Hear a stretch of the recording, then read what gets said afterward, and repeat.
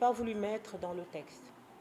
Je crois que vous avez tous assisté à l'émission de la chargée de communication du Parti démocratique sénégalais sur la RTS. Et elle avait affirmé qu'ils n'étaient pas au courant de la procédure et qu'ils n'étaient pas au courant, ils n'étaient pas informés. Et on a trouvé ça très étonnant de la part d'une chargée de communication d'un parti qui a été attaqué en justice, qui dit que je ne suis pas au courant, nous-mêmes nous n'étions pas au courant. Alors que dans le site du tribunal de grande instance, il est bien écrit qu'ils ont statué contradictoirement et publiquement. Et je pense que tout le monde sait ce que ça veut dire contradictoirement. Ça veut dire que tout simplement l'autre partie était représentée.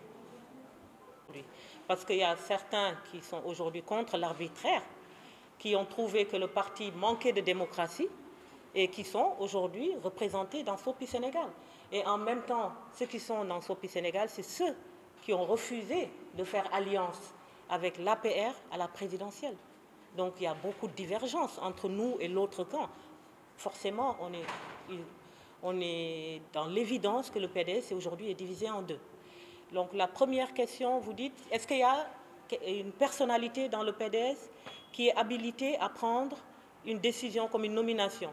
Normalement, non. Même le président Abdoulaye Wade, qui est le secrétaire général national, qui a fondé le parti, n'est pas habilité à nommer la présidente des femmes.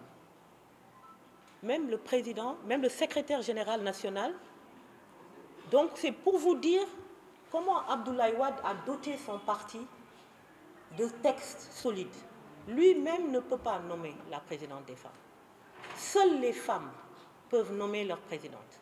Et les fédérations, on en a 46, donc les différentes fédérations, c'est elles qui envoient des délégués, et ces délégués-là se retrouvent en assemblée générale pour élire la présidente. Donc c'est pour vous dire que ce n'est pas pour rien aujourd'hui que le PDS s'appelle le Parti démocratique sénégalais. Beaucoup de gens s'en doutaient, mais je pense qu'à partir de ça, aujourd'hui, les gens sauront effectivement que le président Wade, c'est un grand démocrate. Quand on a déposé la requête, SOPI Sénégal n'existait pas. Et moi-même qui vous parle, et avec d'autres, je crois, Ndeye Selbé, on était candidats.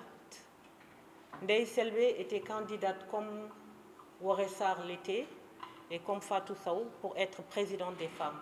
Moi, j'étais candidate pour être secrétaire générale.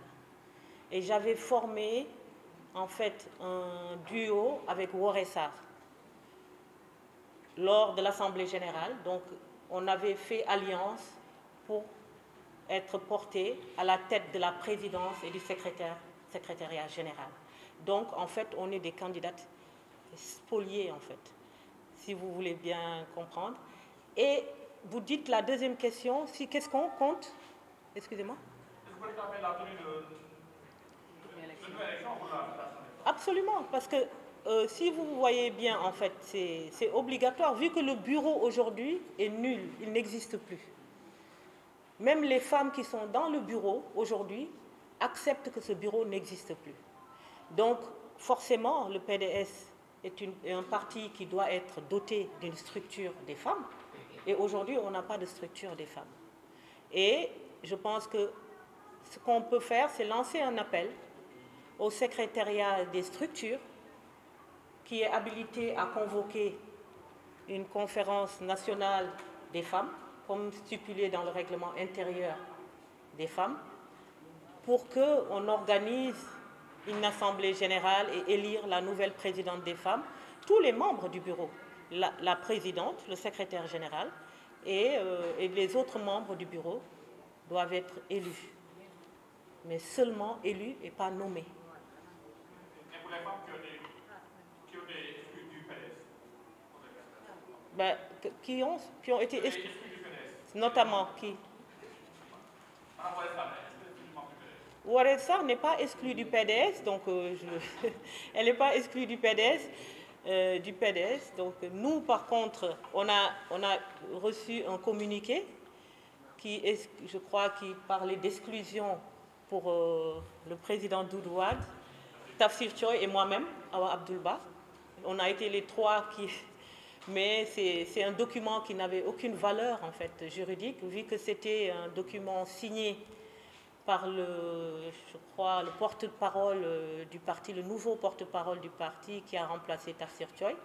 Donc le parti n'a pas osé en fait entamer cette procédure parce que c'est une longue procédure pour exclure quelqu'un. C'est toute une procédure. Et ça, c'est grâce au président Abdoulaye Wade.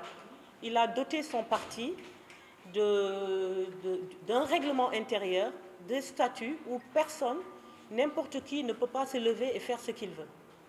Et c'est pour ça qu'on a voulu lui rendre hommage, en fait, au début de notre allocution.